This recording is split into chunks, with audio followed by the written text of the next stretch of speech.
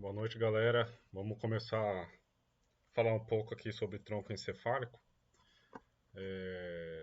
e buscando correlacionar algumas estruturas, alguns acometimentos de estruturas com respectivas doenças, né? Que foi uma aula que a gente viu que os professores eles citaram diversas doenças ao decorrer da aula e eu acho que tem grande chance de ser cobrado e também importante para nossa formação em si, tá?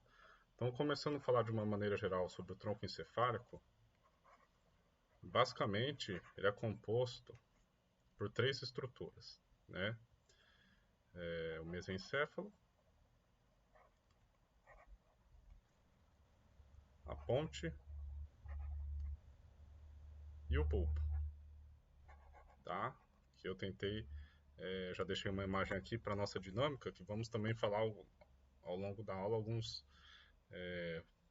pares de nervos cranianos, né?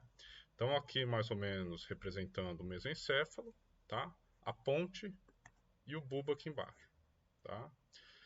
Nota que eu lembro que o professor começou falando na aula sobre o sinal do beija-flor, tá? E aqui eu já vou pesquisar ele para vocês, para mostrar a imagem. O sinal do beija-flor basicamente é um estreitamento do mesencéfalo que vai gerar uma imagem parecida com o bico do beija-flor, tá? Isso daqui, ok? O sinal do beija-flor ele está numa doença que se chama paralisia supranuclear progressiva, tá? Quando nós estudamos parkinsonismo, nós vimos que existem grandes causas de parkinsonismo, né? Inclusive são divididas em 5 grandes grupos: primária, secundária, Parkinson Plus, doenças heredodegenerativas e também deficiência na produção de alguns neurotransmissores, né? Mas especificamente a paralisia supranuclear progressiva, né, do sinal do beija-flor, ela está dentro, tá? Escrever aqui, das síndromes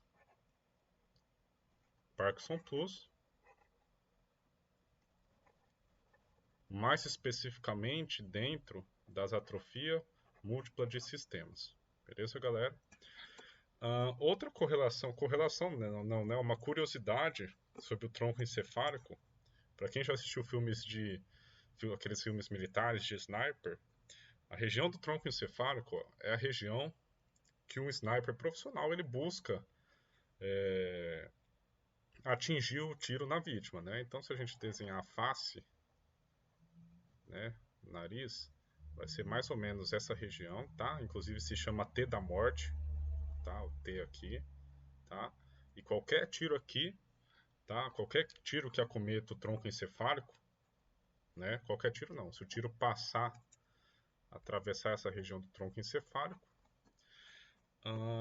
a pessoa ela morre antes de cair no chão, tá? Mas voltando para a aula, vamos começar a falar sobre, vamos falar de baixo para cima, tá? Começar então com o bulbo. Antes de mais nada, é lógico, caracterizar, né, algumas características gerais do tronco encefálico, principalmente quanto topografia, né? Ele está basicamente acima dele tem o diencéfalo, tá? E a gente vai falar mais especificamente da lâmina quadrigêmea, que um elemento dessa lâmina é um elemento do diencéfalo, né? A glândula pineal, tá? E abaixo do tronco encefálico está a medula propriamente dita, tá? E lógico, algumas importâncias neurológicas do tronco encefálico são que além eles, por exemplo, contêm vários núcleos, né? O corpus de neurônio, tá? Inclusive vamos ver também mais para frente quando falar do mesencéfalo a substância cinzenta homóloga e a própria, né? Então tem núcleos barra corpos de neurônio, tá? Os vários feixes, tá, de neurônios que passam, que compõem o tronco encefálico, gera a formação de diversos circuitos neurológicos, tá? Inclusive trato, leminisco e trato, leminisco, e acho que deixa eu ver nas minhas anotações.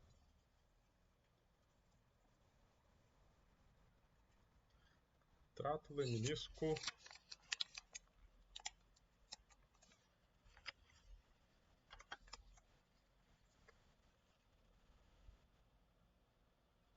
e fascículos. E tem a formação também de fascículos. Tá? Outra importância neurológica do tronco encefálico é que passam diversas vias ascendentes, tá? E descendentes também. Beleza, galera? Vamos comentar um pouco sobre essas vias, principalmente quando a gente começar a falar do bulbo, tá? Então deixa eu dar uma apagada. Deixa eu mover essa imagem. Deletar, ficou meio embaixo. Como que deleta? Meu Deus do céu. Deletar. Deletar. Beleza. E vamos apagar. Não vamos poder agora apagar a luz inteira, né? Porque a gente vai usar essa imagem. Mas vamos falar de baixo para cima. Então a gente começa com o bulbo. Tá?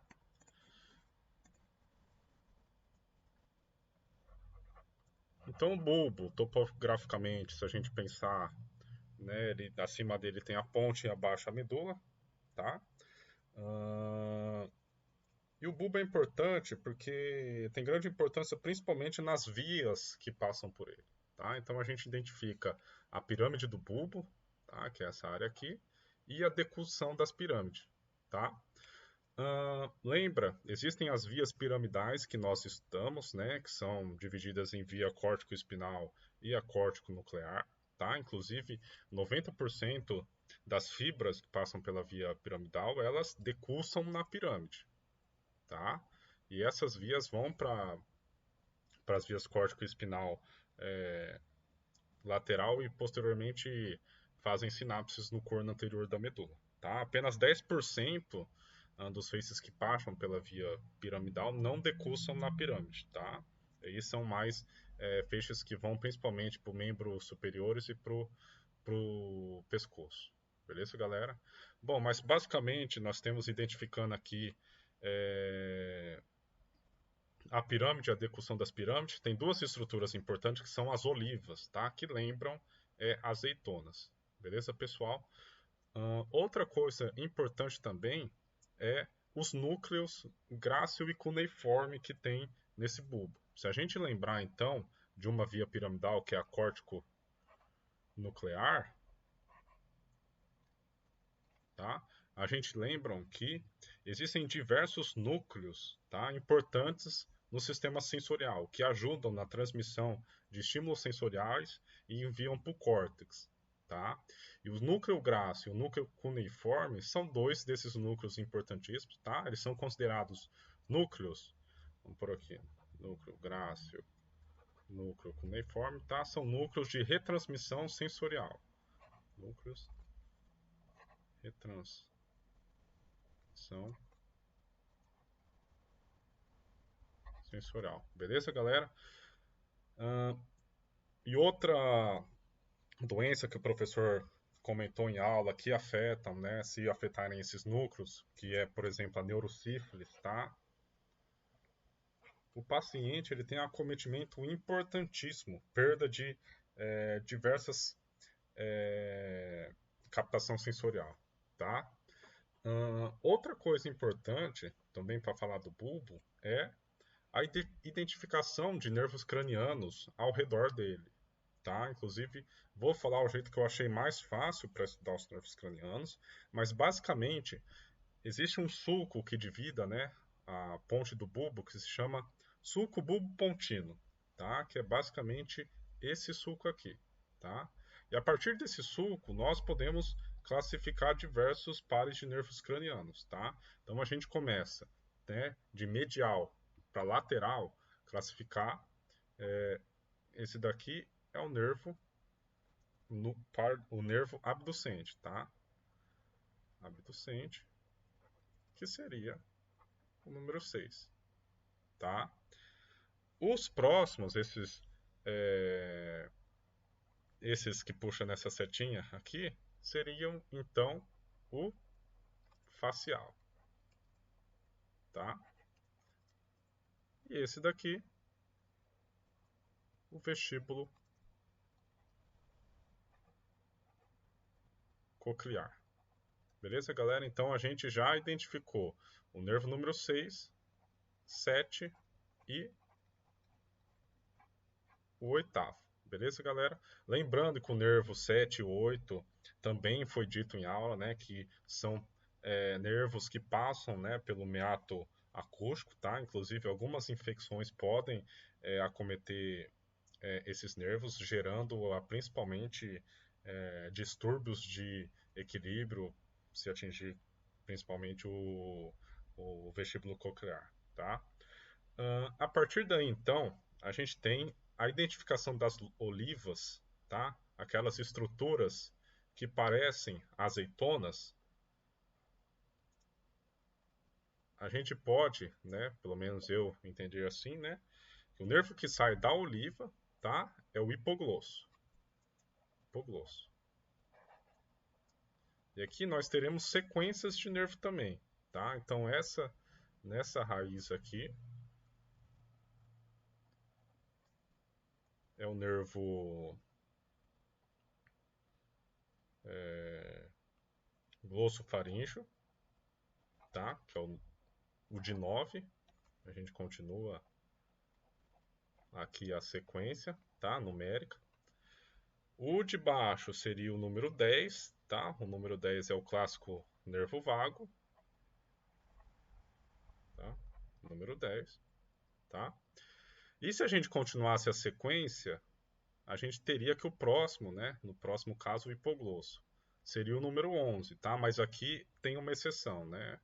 Então aqui o hipoglosso, ele é o 12, tá? O nervo acessório, que é esse ramo mais inferior, é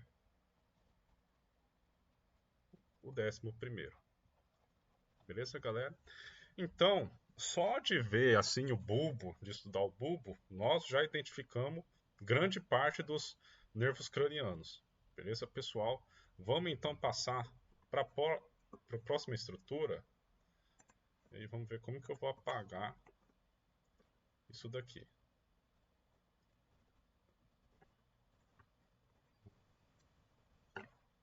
Corte nuclear, bulbo,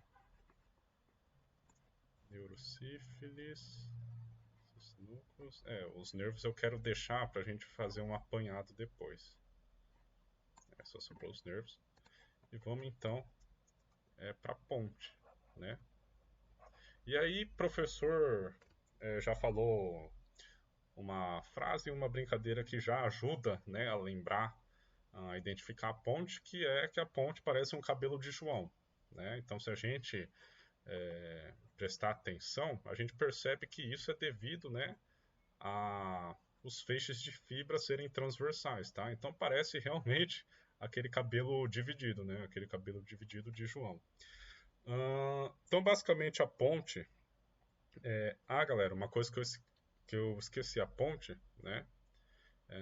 Não só a ponte, quase toda a extensão do tronco encefálico é o assoalho do quarto ventrículo, tá? A gente lembra que nós estudamos na unidade anterior o cerebelo especificamente, né, em que ele era o teto do quarto ventrículo, tá? Hoje nós estamos estudando o assoalho do quarto ventrículo, beleza, galera?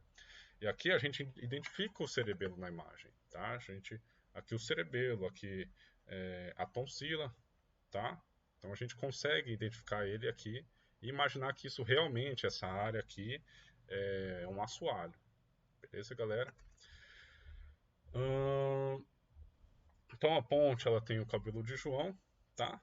É dividida pelo sulco bulbo contínuo pelo bulbo, como nós já identificamos. E a gente tem o nervo que sai da ponte, é o nervo facial, tá, galera? De número 5. Que é esse nervo aqui, ó, mais grosso. Que a gente vai ver que o nervo facial ele tem ramos, tá? Predominantemente na face, né? Ramo oftálmico, maxilar e mandibular, tá? E o nervo facial é o de número 5, então a gente continua com aquela sequência crescente.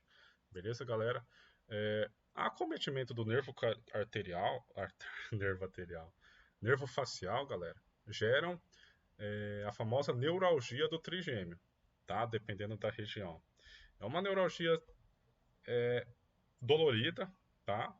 E uma nota clínica que o professor falou importante, né? Basicamente, tratamento de dor neuropática, quando você tem acometimento de nervo, é o quê? Antidepressivo tricíclico, duais, né? Alguns duais, anticonvulsivantes e etc. Mas o melhor fármaco para se tratar neuralgia do trigêmeo é a carbamazepina, tá? Já vou deixar até aqui anotado. Neuralgia do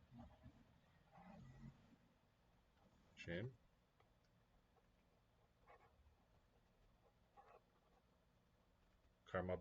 Carbamazepina. Beleza, galera? Basicamente, outra coisa que eu esqueci de falar também, o cerebelo, né? A estrutura que nós estudamos na unidade passada, que a gente consegue identificar ele aqui, ó.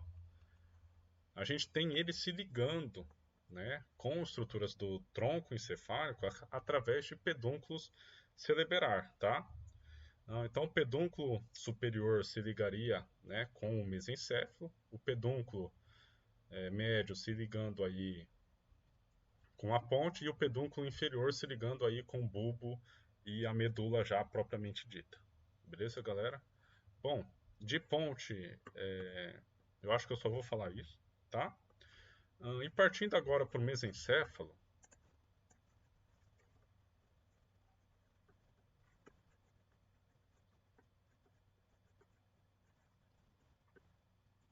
no mesencéfalo nós temos basicamente essa divisão aqui com a ponte, tá? E entre os pedúnculos cerebrais, tá? Que a gente também estudamos na unidade passada, mas eu vou abrir a imagem.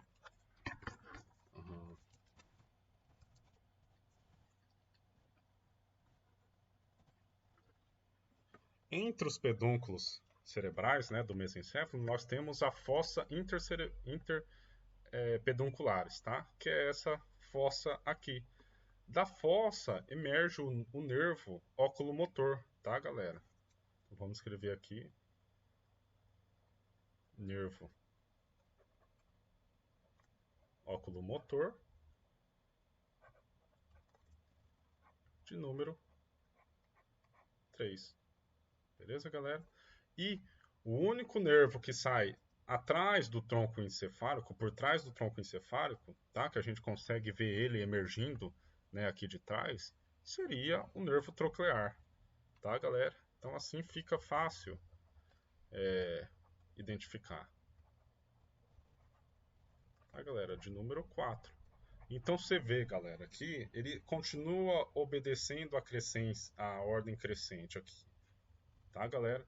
3, 4, 5, 6, 7, 8, 9, 10. Lembrando que os dois últimos eles dão uma invertida dependendo do jeito que você olha, tá? Então aqui nós vemos já grande parte dos nervos cranianos, tá? Faltando apenas o nervo óptico, que não dá para ver nessa imagem, e o olfatório.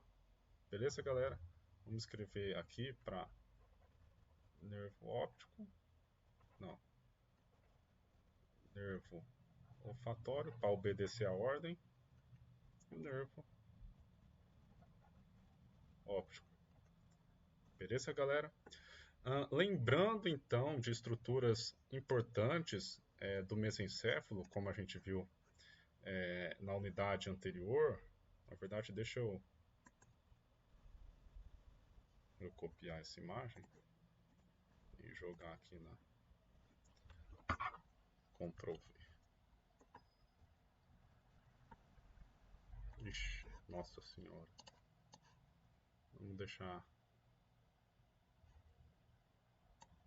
Vamos deixar aqui, tá? Então, galera, como nós já estudamos o mesencéfalo, fica um pouco mais fácil nós entendermos agora. Só é um pouco difícil imaginar, tá? E agora você tem que treinar, eu não posso fazer isso por você.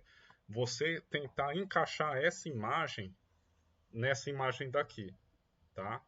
E é um pouco difícil, na verdade essa imagem está até ruim. Digita tronco encefálico no Google para pegar uma imagem melhor, porque a gente acha que essa é a parte de baixo do mesencéfalo quando a gente ver uma imagem assim, né? Mas é a parte anterior, isso que a gente tem em mente. Então fica mais fácil visualizar se a gente pensar dessa maneira, né?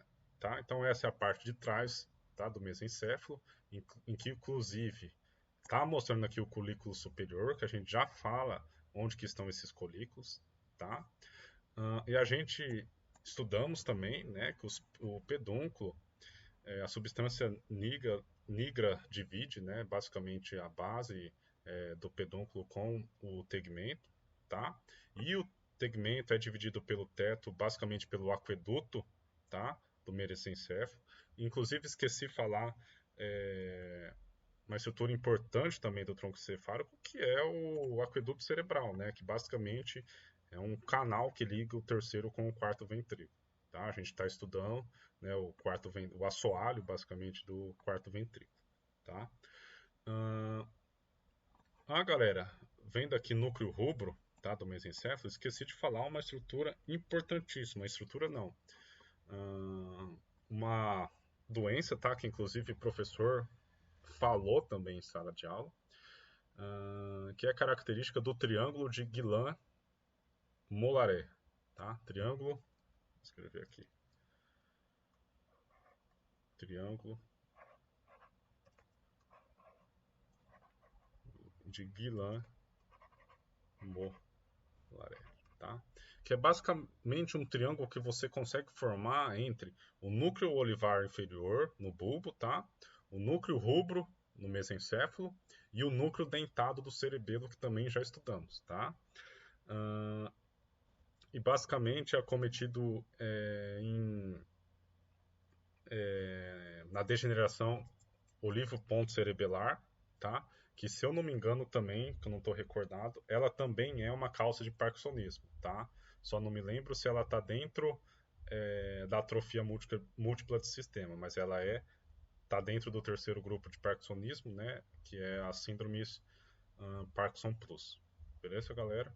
Voltando aqui então, outra estrutura importante, tá? Que nós vemos somente uma dela aqui, os colículos, tá? Basicamente a lâmina quadrigêmea, tá? Vou pegar uma imagem da lâmina quadrigêmea. Lâmina quadrigêmea.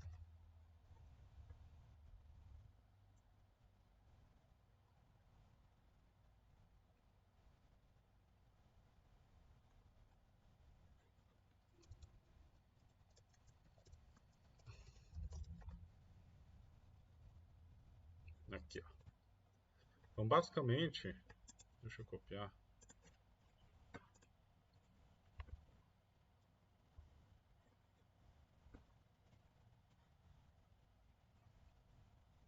Excluir essa que a gente...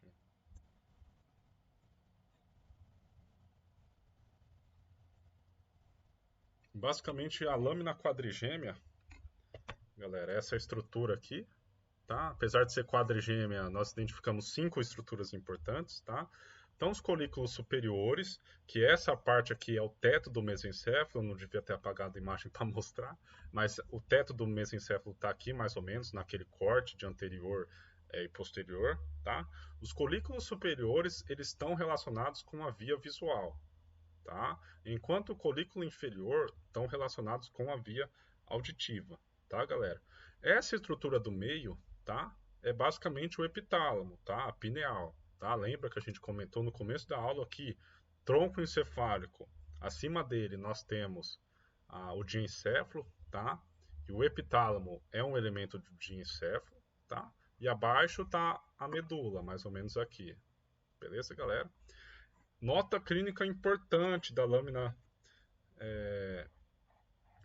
quadrigêmea, tá? Lesões nessa área levam à síndrome do encarceramento, tá? Vamos escrever ela aqui.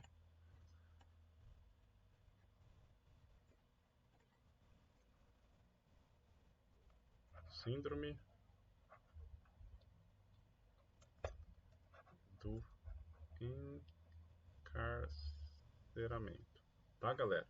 A síndrome do encarceramento, basicamente, o indivíduo ele perde movimentos.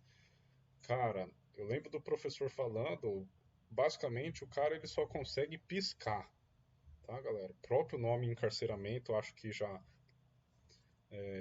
traduz um pouco, né, do porquê do nome.